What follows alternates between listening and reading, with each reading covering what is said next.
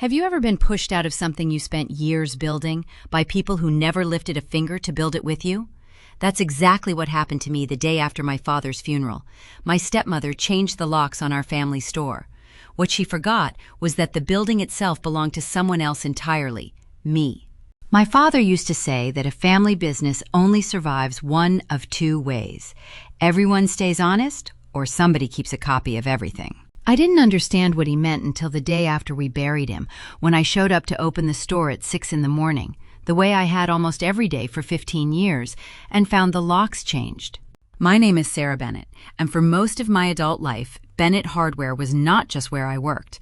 It was the place my father, Frank Bennett, built from a single rented storefront in 1988 into the kind of shop that 3 generations of a small Ohio town depended on. The place you went for a specific gauge of wire, for advice on a leaking pipe, for someone who actually knew your name and your house, and probably your father's house too. I started sweeping the floors there when I was 11. I started running the register at 16. By the time I was 32, I was running the whole operation. Inventory, staffing, half the supplier relationships, while my father slowly handed over the reins, the way he always said he would, to the child who'd actually earned it. That child, for most of my life, was assumed to be me, right up until my father remarried. He met Carol when I was 26, 4 years after my mother passed from cancer, at a point in his life when I think he was simply lonely enough to stop asking hard questions about people.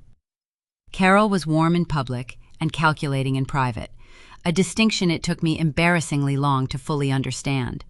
She came with a son from a previous marriage, Tyler, 3 years younger than me, who had never worked a single day in retail, hardware, or anything resembling physical labor before he turned up at Bennett Hardware 2 years into his mother's marriage to my father, freshly graduated with a business degree and a vague job title my father invented on the spot, Director of Operations. I trained him. I want that on the record because it matters for what comes later. I spent 8 months teaching Tyler how to read a P&L statement, how to talk to a supplier who was trying to raise prices without cause, how to actually run a hardware store instead of just standing in one wearing a name tag. He was pleasant enough. He was also, I came to understand slowly and then all at once, the person Carol had decided would inherit everything, regardless of what he'd actually done to deserve it. My father got sick 18 months ago, pancreatic cancer, caught late, the kind of diagnosis that doesn't leave room for negotiation. I won't dwell on that year, except to say that I was at nearly every appointment, that I ran the store and drove him to chemo and sat with him through nights that Carol, by her own admission, found too difficult to witness. I don't say that to score points against a grieving widow. I say it because it's true, and because it matters to what I did and didn't know about what he'd quietly arranged before he died. My father passed in March. The funeral was small the way he wanted it. No big speeches, just the people who'd actually known him. Carol cried beautifully, the way she did most things. Tyler stood beside her in a suit that fit better than any I'd ever seen him in at the store. I stood a little apart from both of them, the way I'd learned to over the past 6 years, and I told myself that whatever came next, we'd figure it out as a family, because that's what my father would have wanted. I was wrong about almost all of that. The morning after the funeral, I drove to the store at my usual time, coffee in hand, running through the week's supplier deliveries in my head, and found my key no longer worked in the front door. I stood there for a full minute, genuinely confused, testing it twice more before I noticed the small printed sign taped inside the glass, facing out, in Carol's careful cursive handwriting. Closed for transition, reopening under new management. Tyler answered when I called the store's cell phone, sounding, I'll give him this much, slightly uncomfortable. Sarah, hey, Mom wanted to talk to you about this in person, actually. We were going to call you today. I'm standing outside the store, Tyler. Talk to me now. There was a pause, and then Carol's voice took over the line, warm and reasonable, in the specific way that had always made my skin crawl. Sarah, sweetheart, we didn't want to do this so soon after the funeral, but with your father gone, Tyler and I think it's time the business had some fresh energy. New branding, new systems, that kind of thing. We've decided Tyler will be taking over day-to-day operations. He's been here 2 years. I've been here 21. I know this is emotional, but the will is very clear. Your father left the business to me and Tyler jointly, with a smaller stake set aside for you. We're well within our rights to restructure management." She said restructure like it was a kindness she was extending me. "You'll still receive your share of profits, of course. We just think it's healthier for everyone if you take some time away from daily operations. Grieve properly. You've earned a break." I want to tell you I had some brilliant, composed response in that moment. I didn't. I stood on the sidewalk in front of the store my father built, holding a coffee that had gone cold in my hand, and said something like, "You changed the locks the day after his funeral," in a voice that didn't sound entirely like my own. "We had to move quickly," Carol said, as though that explained anything, "for the business." I don't fully remember driving home. I remember sitting at my kitchen table for a long time, going over the will in my head. My father had, in fact, left the business itself, Bennett Hardware LLC, 60% to Carol and Tyler jointly, 40% to me, a split that had stung when I first learned it, but that I'd told myself reflected some larger fairness I wasn't seeing. Carol wasn't wrong about the paperwork.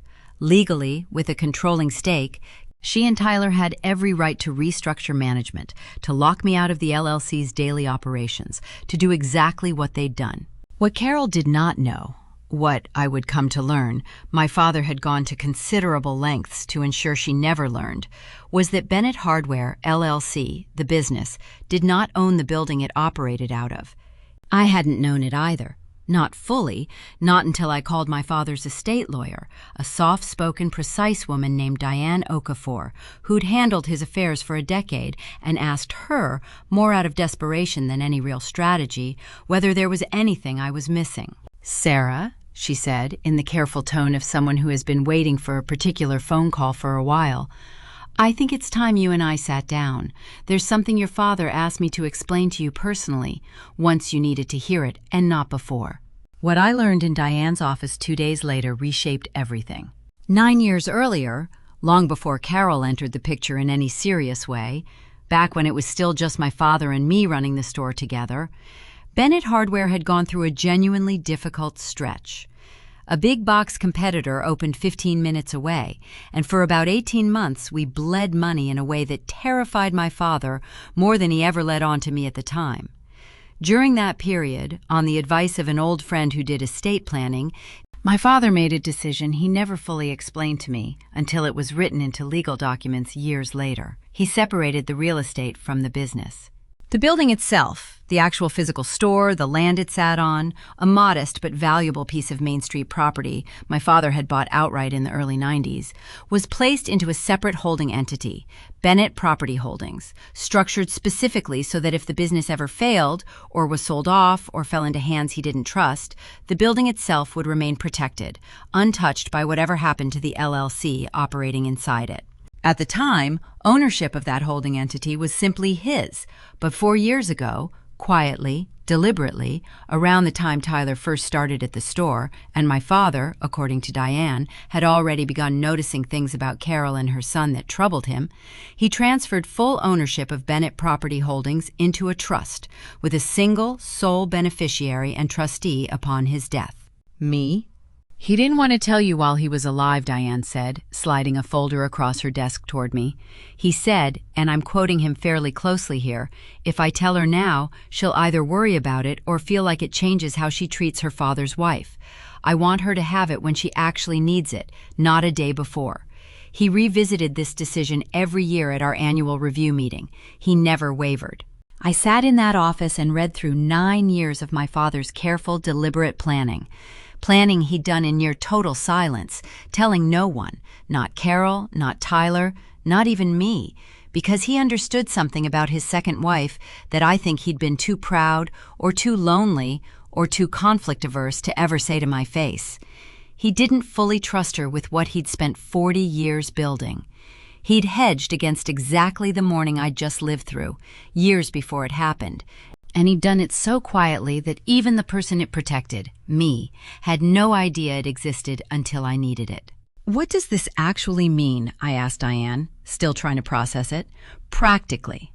Practically, she said, it means Bennett Hardware LLC, the business your stepmother and stepbrother currently control, is a tenant.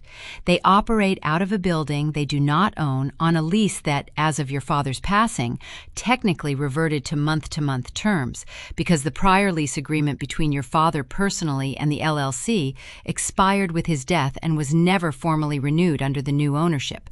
And you, Sarah, as trustee and sole beneficiary of Bennett Property Holdings, are now their landlord. I laughed.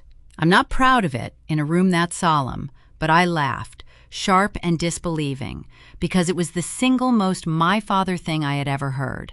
A man who avoided direct confrontation his entire life, who let his second wife walk over me in a dozen small ways for 6 years without ever quite putting his foot down in the moment, finding a way, after he was gone, to put his foot down anyway, permanently, in the one language he trusted more than words, paperwork. I didn't act rashly. I want that understood, because I know how this could sound, like I marched back to the store the next day and threw Carol and Tyler out onto the sidewalk in some triumphant scene. That's not what happened, and it's not who my father raised me to be. What I did was ask Diane to draft a formal, entirely legitimate notice, a new lease agreement offered in good faith at fair market rate for that Main Street property, with standard commercial terms to be signed within 30 days or the property holding company would need to explore other tenants. I had her send it certified mail to Bennett Hardware LLC, addressed to Carol and Tyler as the LLC's managing members. I heard about Carol's reaction secondhand, from Diane, who fielded the increasingly frantic phone calls that followed. There was, apparently, a call in which Carol insisted this had to be a mistake, that the building had always been part of the business, that Frank would never have done something like this. There was a second call, once her own lawyer confirmed the paperwork was airtight and had been for 4 years, in which the tone shifted considerably. Tyler was the one who actually called me directly. About a week later, his voice stripped of the polished confidence he'd worn at the funeral. "Sarah, this is insane. You can't just—" "I can actually," I said. "I checked. Several times. The store can't afford market rate on top of everything else right now. You know that. You're going to run the business into the ground." "I'm not running anything, Tyler. I'm not involved in daily operations anymore, remember? You and your mother made that decision. I'm just the landlord now." I let that sit for a second. Though I'd be happy to discuss operational terms if the current management structure changes. The silence on the other end of the line told me he understood exactly what I was offering and what it would cost his mother's pride to accept it. It took another 6 weeks. 6 weeks in which, from what I understand, the store's finances grew genuinely strained, trying to absorb a fair market commercial lease on top of the payroll and inventory obligations Carol and Tyler had never really learned to manage without me, before Carol called me herself. Not Diane, me, directly, for the first time since the morning she'd had the locks changed. She didn't apologize, not at first, not in so many words. She talked around it, the way she always had, about how things had gotten complicated and how she hoped we could find an arrangement that worked for everyone. I let her talk. I learned that from my father, too, in the end, the value of letting someone else fill a silence until they said the thing they actually meant. What she eventually said, stripped of all its careful padding, was this: the business needed me back, in an actual operational role with real authority, not the advisory position she and Tyler had floated in an earlier, considerably less humble phone call. I didn't gloat. I thought about it, honestly, for several days and talked it through with Diane and with my own accountant, because I wasn't interested in walking back into a situation where I'd simply be undermined again the moment it was convenient. What we landed on, after real negotiation, was a restructured operating agreement.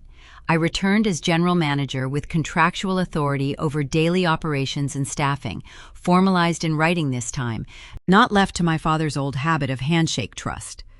The lease through Bennett Property Holdings stayed in place at fair market terms, which meant, functionally, that even if I were ever pushed out again, the building itself, and the leverage it represented, would remain exactly where my father had quietly put it 9 years earlier, in my hands.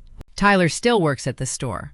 To his credit, once the dust settled and his mother's illusions about how easily the business could run without me had been thoroughly tested, he actually asked me to teach him properly this time, not the abbreviated crash course I'd given him under Carol's rushed timeline years before, but the real thing. I said yes. I don't know if we'll ever be close, but we work well enough together now, and I've come to believe he was never really the architect of that morning outside the locked store. He was simply standing where his mother pointed him, the way he'd been doing his whole life. Carol and I have not had a warm relationship since, and I don't expect we ever will, but she is these days notably more careful with me, not out of any newfound respect, I suspect, but out of a very practical understanding that she is, whether she likes it or not, my tenant. I think about my father often, especially early in the mornings when I unlock the front door myself, the way I have every day since I came back, my own key now, on my own terms. I think about a man who spent his whole life avoiding hard conversations, who let people mistake his quiet for weakness more than once, including, I think, me. And I think about the fact that he found a way, in the end, to have the hardest conversation of all without saying a single word out loud. Just 9 years of patient, deliberate paperwork, waiting for the exact morning I would need it most. People sometimes ask me if I regret not knowing sooner, if it would have been easier if he'd just told me. I don't think so, honestly. I think he understood something true about both of us, that I never would have let Carol and Tyler push me out in the first place if I'd been carrying that kind of leverage the whole time, and I never would have learned, the hard way, exactly what I was capable of standing back up from. He always did believe in keeping a copy of everything. I suppose, in the end, that's exactly what he left me. Proof, in writing, that he'd seen the whole thing coming and had already made sure I'd be the one left holding the keys.